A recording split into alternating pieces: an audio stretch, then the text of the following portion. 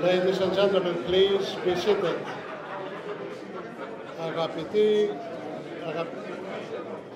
Κύριοι και κυρίες, σας παρακαλούμε πάρα πολύ θερμά να καθίσετε. Ladies and gentlemen, please be seated.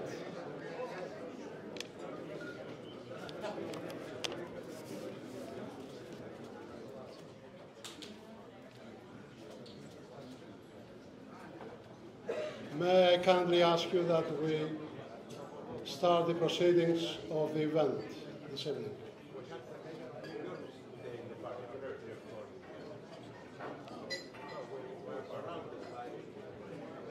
Κυρίες και κύριοι, καλησπέρα σας. Ladies and gentlemen, distinguished guests, good evening to all of you. If I may have your attention, please. Mr. President of the Hellenic Parliament, Mr. Deputy Prime Minister, Ministers, members of the Parliament, Chief of the Hellenic National Defense General Staff, ambassadors, ladies and gentlemen, we welcome you all and each one of you to this dinner, which, as we know, is organized by Kathimerini newspaper, the Hellenic American Leadership Council, and the Delphi Economic Forum in honor of the Chief Executive Officer of the American Jewish Committee, Mr. Ted Deutch. Unfortunately, the Prime Minister will not be able to join us. He was not feeling well these last 2 hours, and regrettably, he will not attend. Mr. Deutch, we welcome you to Athens. We thank you very much for accepting our invitation. You may recall that you were again our host in Washington, D.C. last March when we organized the 3 Musketeers here, the East Med and Southeast Europe Conference.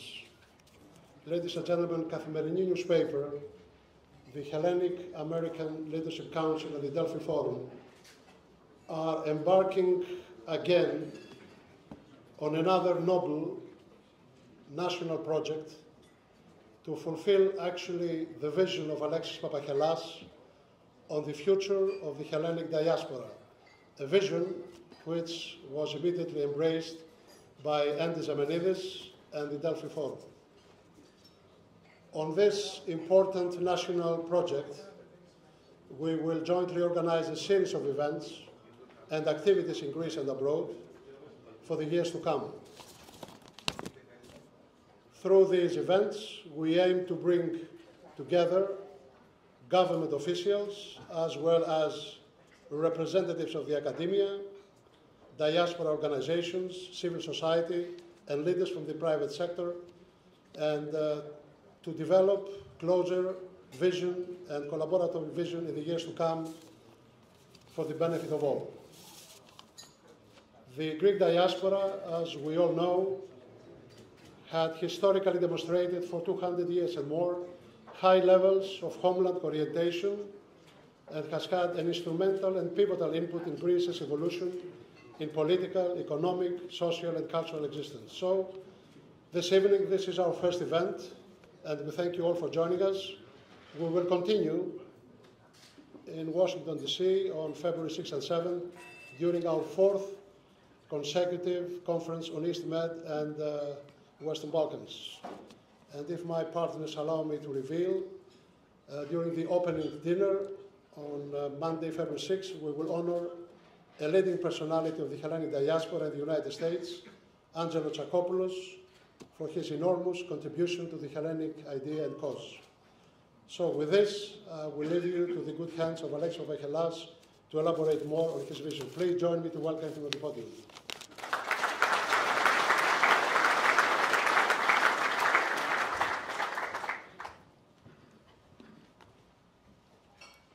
Κύριε Πρόεδρε της Βουλής, κύριε Αντιπρόεδρε, κύριοι Υπουργοί, Ambassador Tsounis, Ambassador Katz, κύριε Αρχηγέ των Ενόπλων Δυνάμεων, κύριε Αρχηγοί, θα μου επιτρέψετε να μιλήσω στα αγγλικά γιατί οι προσκεκλημένοι μας, όπως ξέρετε, δεν μιλάνε ελληνικά. Thank you very much for being here today, and let me try to explain why we're doing this. Kathimerini, as you all know, is a newspaper, so you might ask, why don't we stick to our business, which is news reporting? Well, the reason we're organizing events like this and other events is because we believe that in our times, we should all do our jobs as best as we can, but we should also try and support our country, the patρίδα μας, in any way we can. Anyone who reads Kathimerini, either in English or in Greek, knows very well that we're almost obsessed with the role of the diaspora in our times. It is an issue close to my heart since I was part of the diaspora for almost 20 years that I lived in the US. We consider it a tremendous but undercapitalized, underutilized asset of soft, even hard power. That is why, as Symeon said, we will be setting up a series of events on how we can improve and strengthen the ties between Greece and the diaspora, how to make it more effective in the defense of Hellenic values and the interests of Greece. We thought that for this first event of this series of other events, we should pick a success story to be told, to be discussed, to be celebrated. And what better case than this partnership between the Greek American and the Jewish American organization, which has come to fruition in the past few years.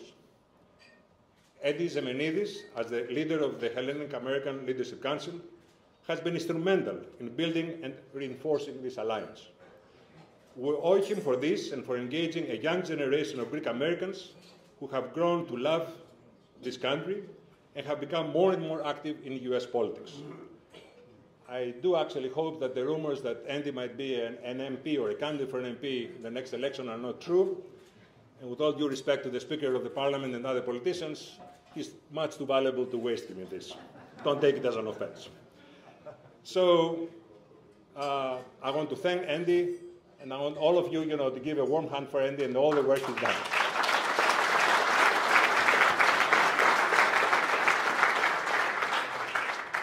We were then thinking, who would be the dream guest for this first event?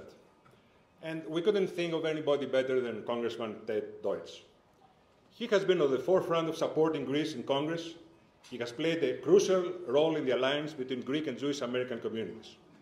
He was the founding chairman of the Congressional Hellenic Israeli Alliance Caucus, a co-author of the Eastern Med Act, and he only recently visited Greece and actually enjoyed the famous Tunis hospitality as a member of the Foreign Relations Committee.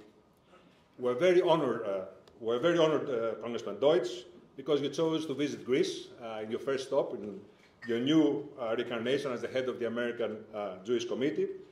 And we want to thank you very much for joining us today. We consider you a true friend and someone who will keep carrying the torch in your new role as well. Thank you, Congressman. A warm hand, please, for Congressman Deutch.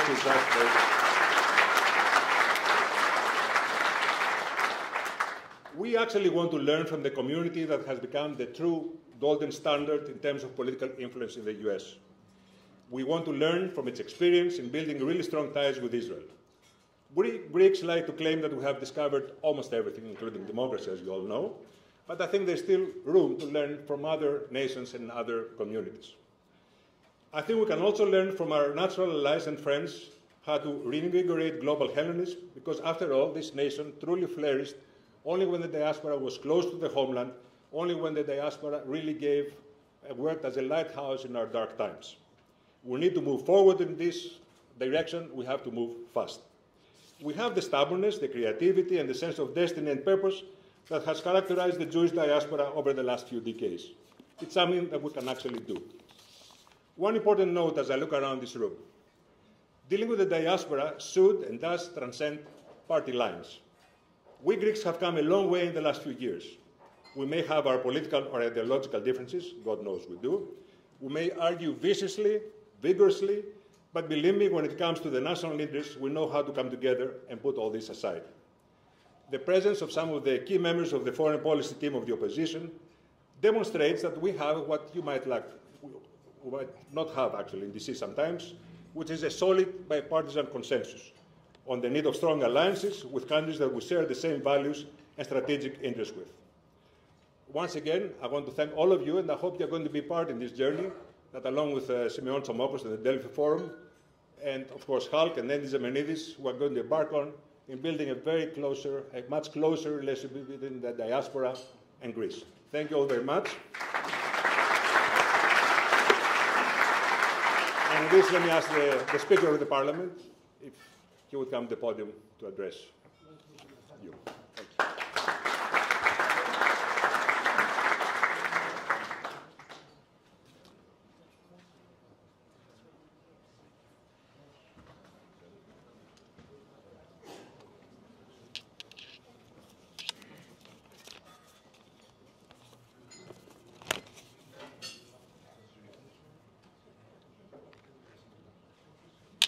Κύριοι Υπουργοί, κύριοι συνάδελφοι στη Βουλή, Mr. Congressman, κύριε Πρέσβη, κύριοι Αρχηγοί των Ενόπλων Δυνάμεων, κύριε Αρχηγέ Γεθά, κύριε Αρχηγέ του ΓΕΝ, της Αεροπορίας, του ΓΕΣ, κυρίες και κύριοι, it is a great pleasure and honor for me to be with you today in the event that is organized jointly by the Kathimerini newspaper, an historic and highly esteemed newspaper, Mr. Papachelas, the Hellenic American Leadership Council and the Delphi Economic Forum, in honor of Mr. Ted Deutch, CEO of the American Jewish Committee, a perceptive realist, hence a philhellene, politician of the United States of America, who after he served as the chairman of the parliamentary committees of the Congressional Hellenic Israel Alliance, Caucus, today he promotes the very alliance as the CEO of the American Jewish Committee and is always prepared to enrich our knowledge regarding the issues of the influence of the Greek diaspora.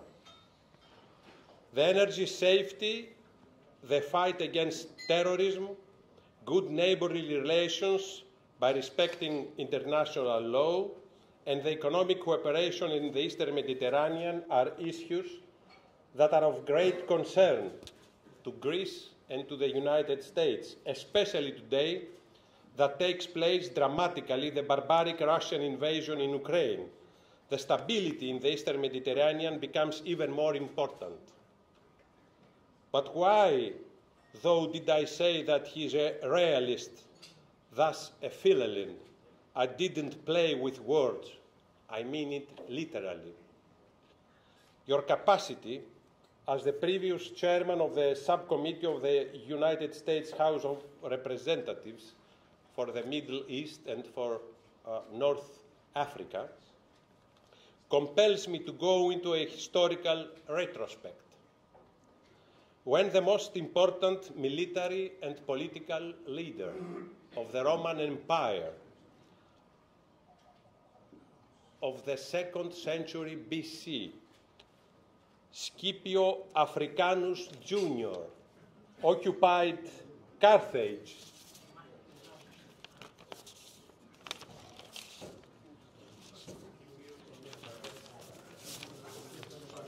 In what now we call Tunisia, watching it burning in flames was not overcome by the arrogance of victory, but rather from the historical awareness he expressed by speaking in Greek, ancient Greek of course, through the verse of Homer, that one day Rome fatally will have the same destiny. He said that there will come a day when the holy Troy will be lost. These are the words of Hector, who foretold the defeat of the Trojans. Likewise, Scipio Africanus, repeating the words of Hector, it is like he prophesied that someday Rome will have the same fate. Today, in the Eastern Mediterranean, does not dominate the Byzantine Empire or the Ottoman Empire, because the time has come, according to Homer, for them to have the fate of Troy. For over a century since the Lausanne Treaty, the borders remain fixed, and that is not only just, it is also advantageous, because the states and the peoples want peacefully to pursue the great goals of growth, human civilization, and the protection of environment. As a state of the Western world, of NATO and the European Union, Greece is recognized as a decisive factor of stability, dependability and security in the wider region, and maintains at this time the closest and most productive relations with the United States that it has ever had. Please allow me to quote here from the United States-Greece Defense and Interparliamentary Partnership Act of 2021. It is the sense of Congress that Greece is a pillar of stability in the Eastern Mediterranean region, and the United States should remain committed to supporting its security and prosperity. The 3+1 format of cooperation among Cyprus, Greece, Israel, and the United States. Members of this format participate in this dinner today, Mr. Congressman. This has been a successful forum to cooperate on energy issues and should be expanded to include other areas of common concern to the members. Despite all that, we faced the last few years an unbelievable outbreak of aggressive rhetoric and behavior of Turkey, and to that we put up against our strong armed forces, the international law, and our alliances. We also put up against our oath to the Constitution to protect our country from any foreign risk or threat to our national security. And in the same framework, we again depend on our Constitution, which says we have to make sure that all the forces of the Greek diaspora are manifested. This is the Article 108 of our Constitution. But even before our Constitution, before we became a free state, the Greeks abroad, the diaspora, played a decisive role. In the early periods of the history of the new Hellenic diaspora, especially during the Ottoman occupation, the role of the Greek communities abroad in crucial national issues was very important and sometimes even prominent. This tradition continued even after the creation of the Greek state and is underlined in the support, material and moral support, individual and collective support, that expatriates were quick to offer to the Greek homeland in almost all circumstances critical to their nation, in some cases, like the Greek-Turkish War of 1897, the Balkan Wars, the Asia Minor campaign, and the Greek-Italian War of 1940-1941, many expatriates volunteered for the Greek army, considering the war effort of Greece as a matter of the entire Hellenism. Consequently, the relationship between Greece and its diaspora has to do with its very existence. This doesn't mean that, in view of the present-day challenges, this relationship, especially with the Greeks in the United States, cannot be better organized. That's why your presence here in today's event is of great importance. 2 months ago, we've had articles published all over the world for the 60 years of the Cuban Missile Crisis. I want our friends from the United States to know the following detail.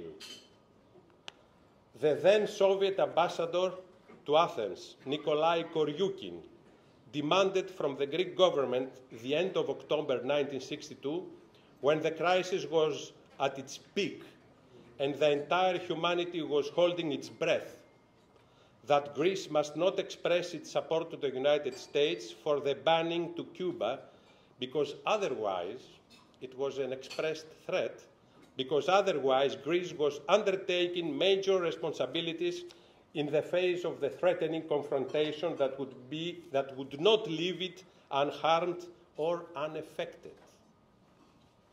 The Greek government ignored the threats of the Soviet Union, stood by ethically and politically to the United States, and at the beginning of December 1962, 1st of December 1962, 60 years exactly from today, the Greek foreign minister, invited by Maximilian von Brentano, the then foreign minister of West Germany, addressing the Foreign Politics Association on December 1st, 1962 in Bonn, said, "Greece today." When we say Greece today, we mean Greece in 1962 during the crisis of Cuba. Greece today is watching the clash between the two worlds with close attention, and I might add, with great anxiety.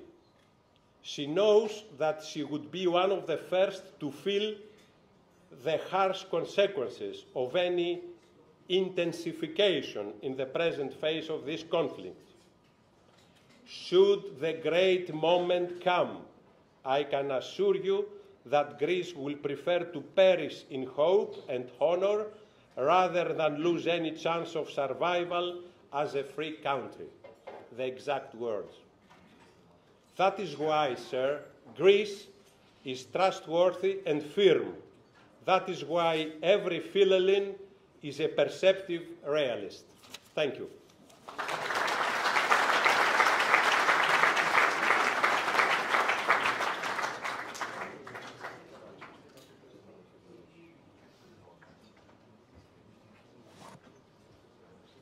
Αγαπητέ κύριε Πρόεδρε, σας ευχαριστούμε πάρα πολύ θερμά. We thank you deeply for your stimulating thoughts, and we always admire your knowledge on history, past and present. We thank you very much for joining us this evening. Thank you.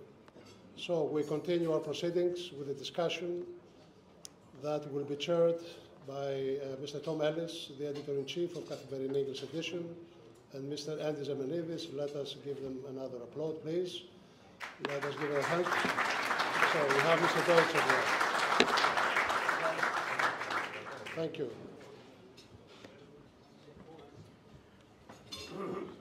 19 minutes, right? Okay. All right. Here we go.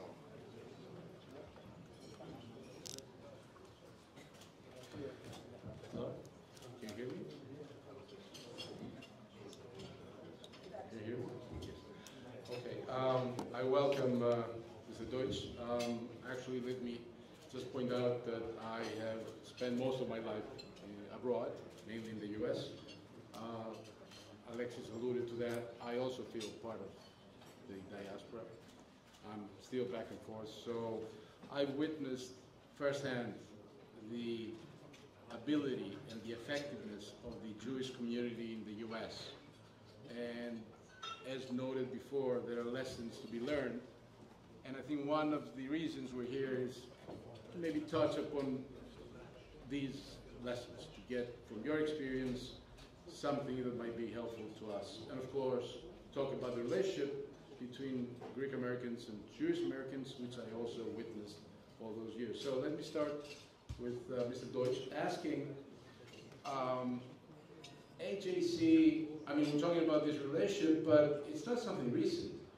The relationship with HALC and Ted and Zemenides, but more broadly between the two communities goes back a long way.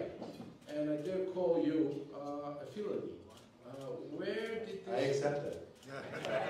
Where did this relationship or feeling start? I mean... Well, I'm going to answer that question. I want to tell you how honored I am, first of all, to join all of you tonight. And President Tassoulas, I want to make a particular observation. As you spoke so eloquently about history, you quoted language from legislation that we wrote in my office. And I couldn't help but think that when I was a university student studying great books, Herodotus and Homer and Thucydides, to think that one day I would be in Athens with the President of the Parliament delivering an address quoting both Homer and me. What a special treat that is. So thank you. Thank you for that. Look,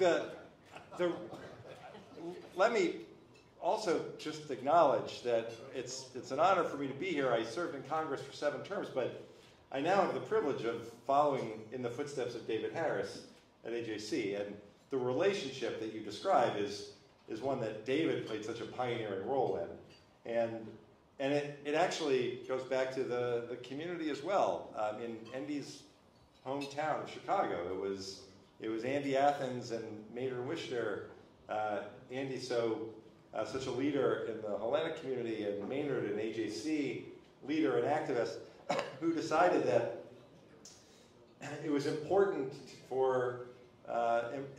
grow the relationship. It was important to take trips and expose people to bring people together by exposing them to Israel and to Greece and to Cyprus, and they were supportive through that work of the efforts and the important steps taken by Prime Minister Konstantinos Mitsotakis to elevate the relationship, and then beyond that, continue to do the work that AJC and HALC have been involved in, and so many in this room have been involved in recognizing the opportunity to do even more, to take advantage of this moment when the Eastern Mediterranean has become such an important specific point in the world. I know we'll talk more about that, but this is a relationship that goes back quite a long time, and it's now my privilege and honor to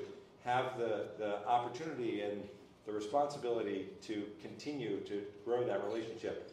And I'm not that far removed from Congress that I would have kicked myself had I not, in my first comments, acknowledged Ambassador Katz, Ambassador Tunis, and the other ambassadors, the leaders from the community, the military leaders, so many people that I'm privileged to spend time with tonight.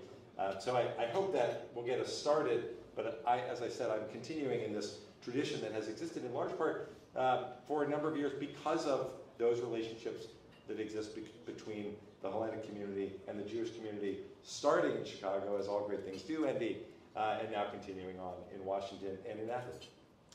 Actually, I was born in Chicago too, so it's... Endy, and you're starting your career in Chicago. From your standpoint, almost similar question. How does this relationship start? When? And how do you see this helping your efforts, the relationship with the Jewish community, promoting Hellenism in DC and all over the U.S.?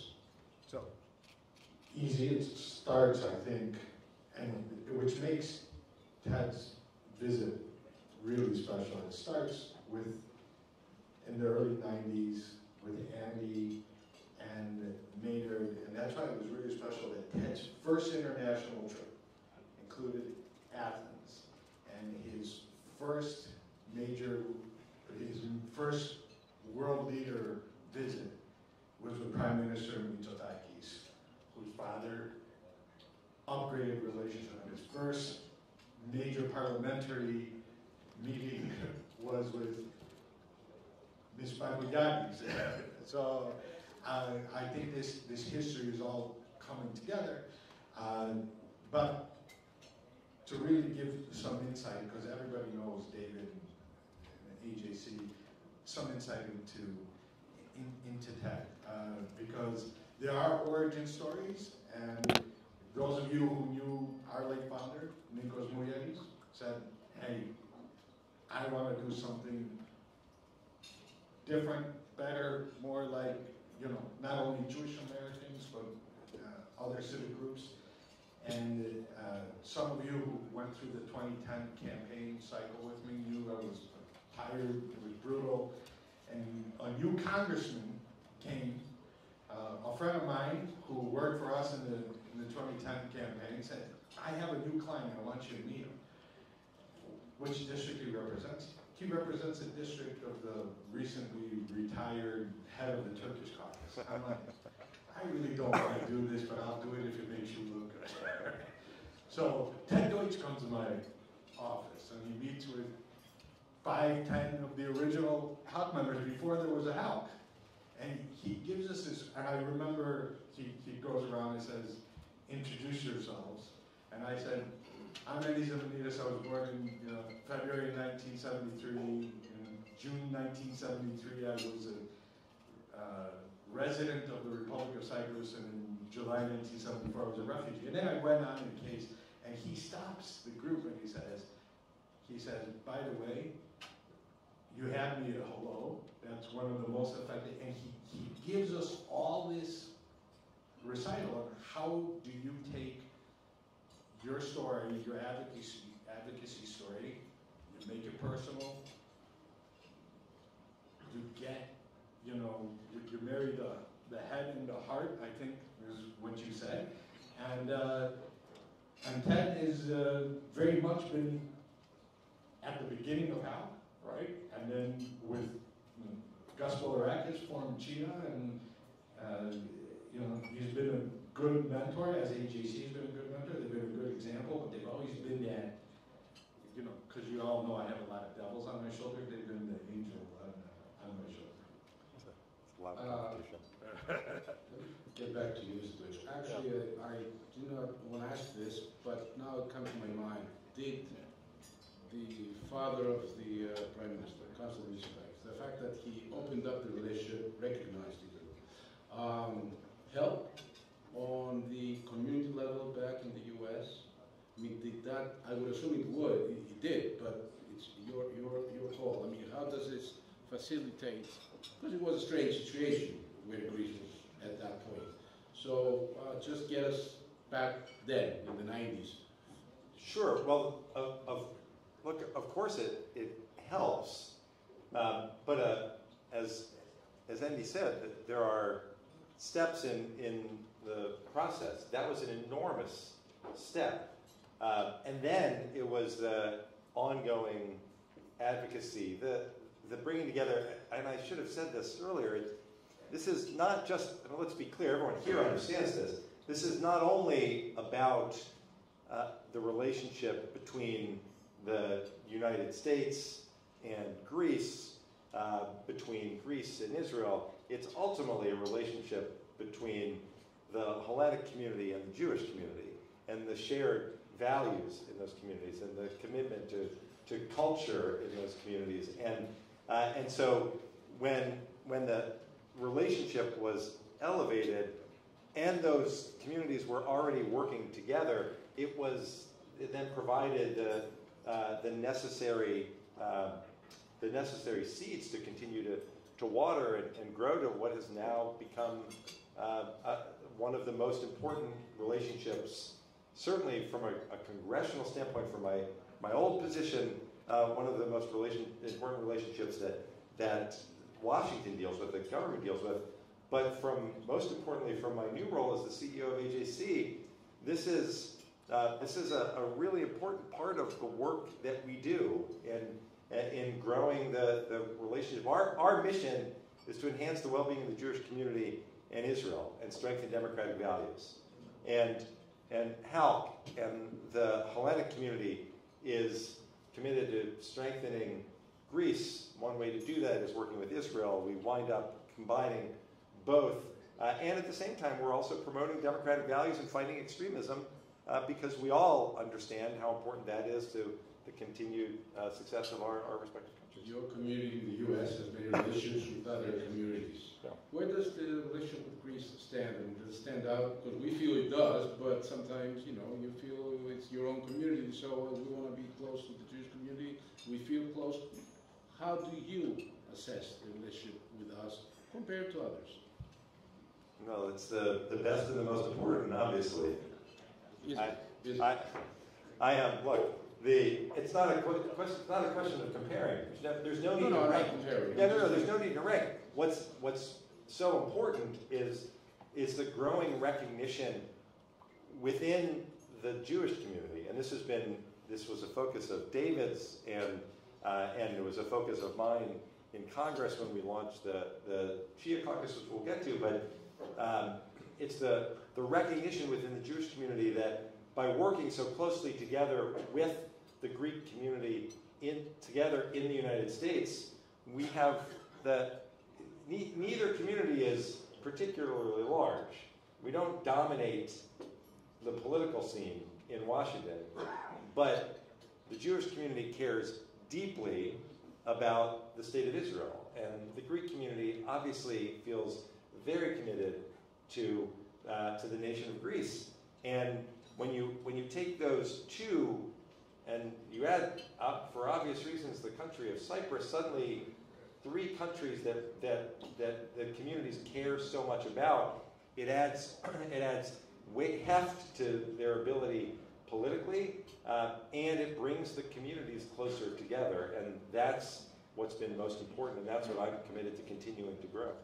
And the similar question, you work with the Armenian community, the Kurdish community. What stands out in the relationship with the Jewish community? Because I think it's probably the most important one that we have, or your organization has, with HAC and in general with the Jewish No, specifically with HAC, and I think it's the tightness and the consistency of contact. Everybody sees the big conference or the trip, but they don't understand we speak every day. Right? That's true. Every day.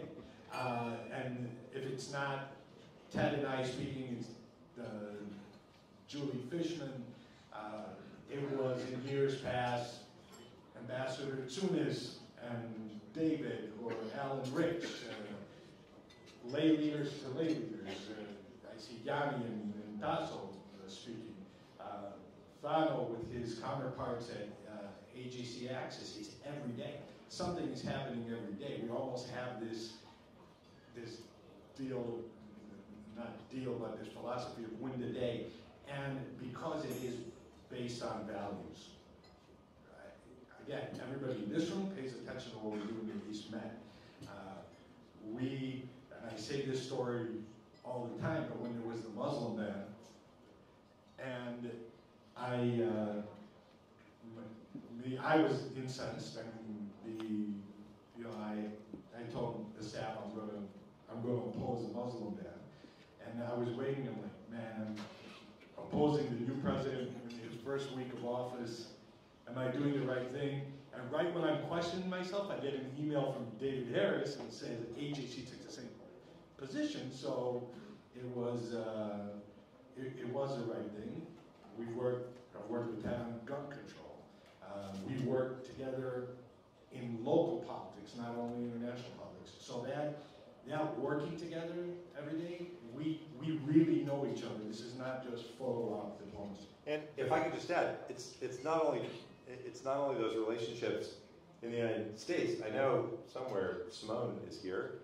Symeon, raise your hand. I mean, Symeon Rodin oversees our efforts throughout Europe and is engaged on a regular basis, not just with and in Greece, but oversees the work that we do at the EU in our Brussels office and the work that we do in France and throughout Europe that also impacts Greece and our ability to work together on these issues. So we're very committed to this on a global level. Let me move to the last question, because people are waiting for dinner, and move to another country which is, I guess, an elephant in the area, and many of us, military, diplomatic service, is really concerned and follows a lot, Turkey.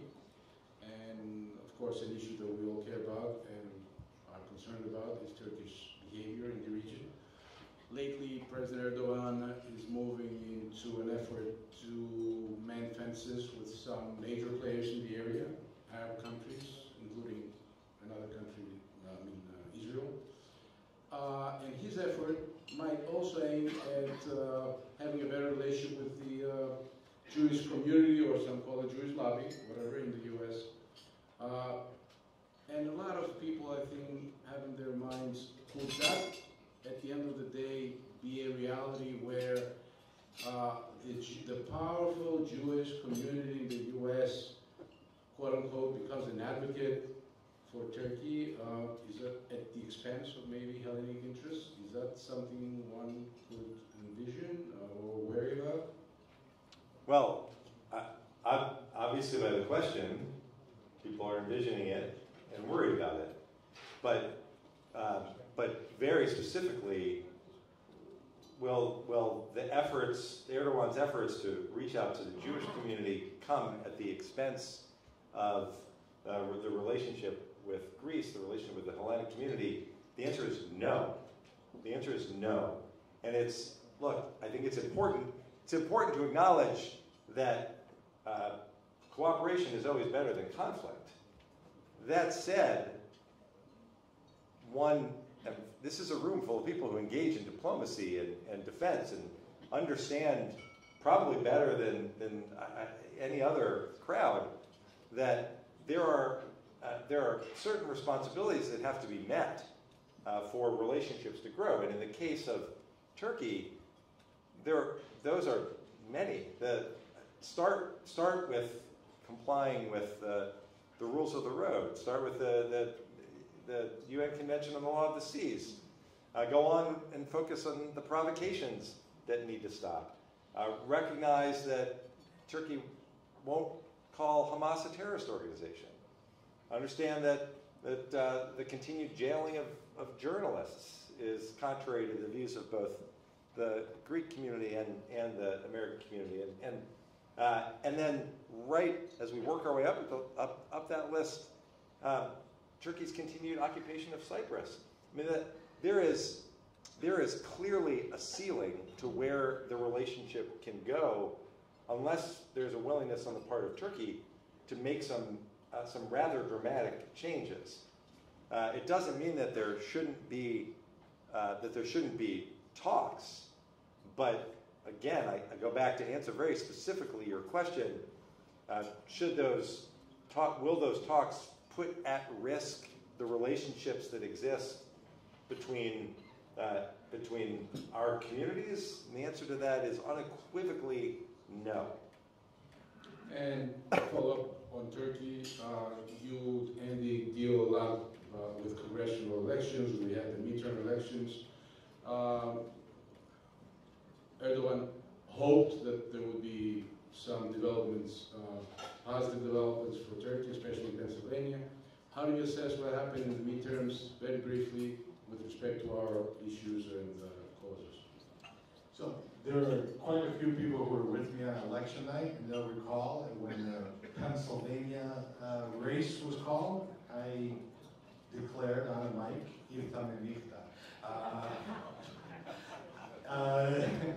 Turkey did bet that they were betting on a red wave, I think kind of incorrectly. I will recall at the sidelines of the UNGA, and probably because Senator Lindsey Graham, for some reason, wants to have a bromance with Erdogan, said, my discussions with Republicans are going well, which provoked a tweet response from Congressman Bilirakis reminding him that 59 Republicans voted for an NDAA amendment. Let's also remember that it was Republican Senators Tom Tillis and Jim Langford that led the charge to kick Turkey out of the F-35 program. So I concur that if Turkey doesn't change policy, they're not going to find friends in Congress. Turkey was clearly cheering for some results. The Oz election, they were cheering for Chris Pappas to lose. They were cheering for Dina Titus to lose. They were cheering for Nicole Maliotakis to lose. They wasted a lot of cheering. But I do think Congress is clear-eyed. They're actually, since that election, they're a lot more fired up because of what's happened in Syria and to the Syrian Kurds. And when we're talking about coalitions, there is a much broader coalition of a lot of groups. American Friends of Kurdistan, In Defense of Christians.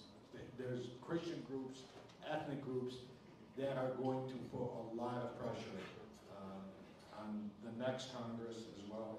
I don't see the lineup changing that much for Turkey. We are going to miss Congressman Deutsch's chairmanship.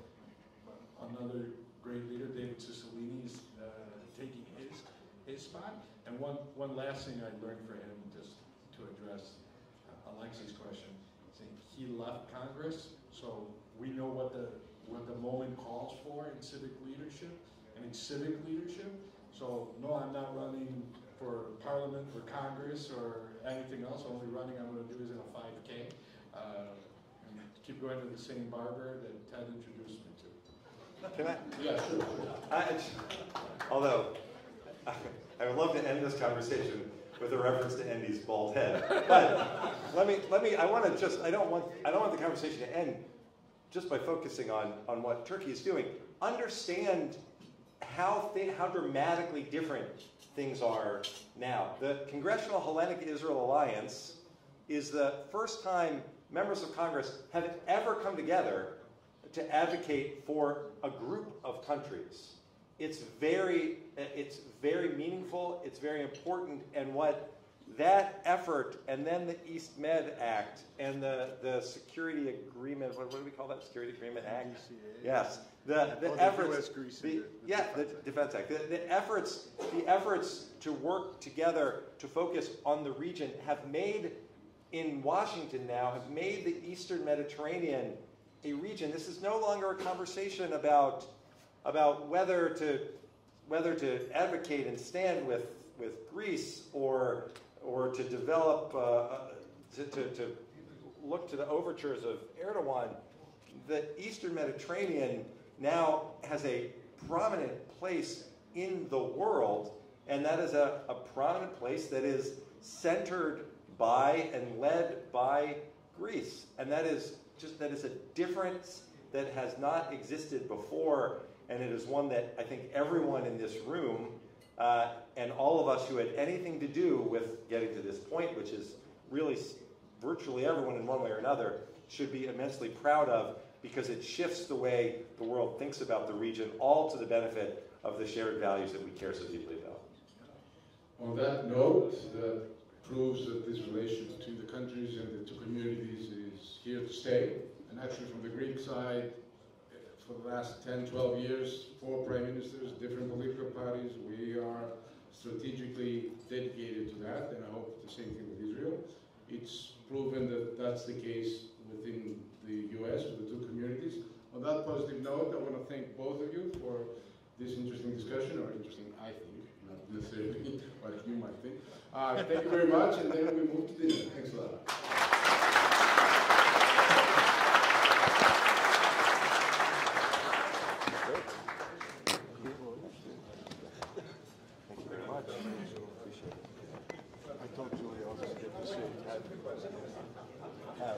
I wanted to reference it.